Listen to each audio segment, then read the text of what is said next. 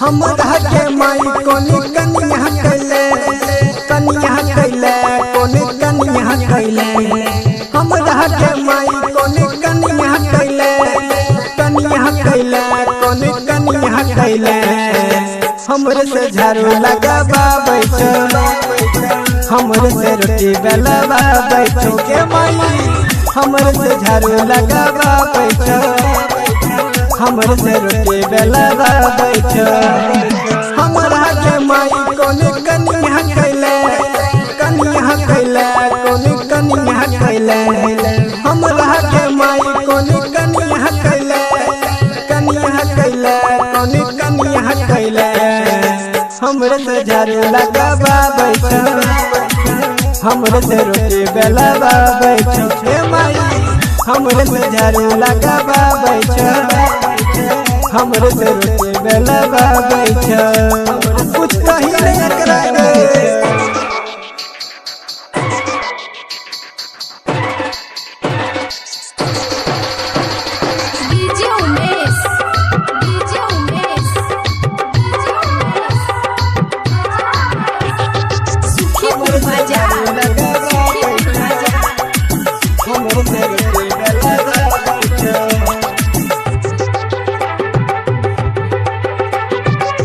हमरा घर से बाहर करके नाचू डीजे बजाई के ओ बाप कैले हमरा घर से बाहर करके नाचू डीजे बजाई के कहियो हमर बात होने मानो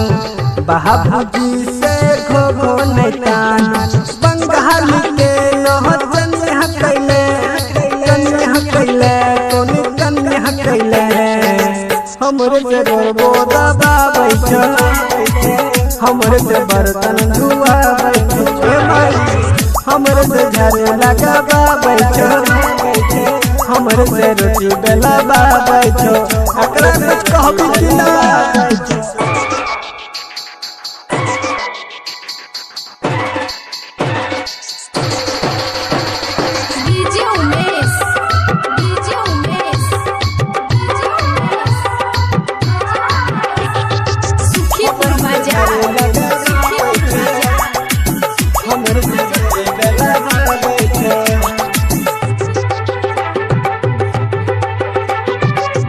और आशिक लोग के सुतो रहो तू हाथ दूर गे हमरा टपा में ककरा सट लगे और आशिक लोग के सुतो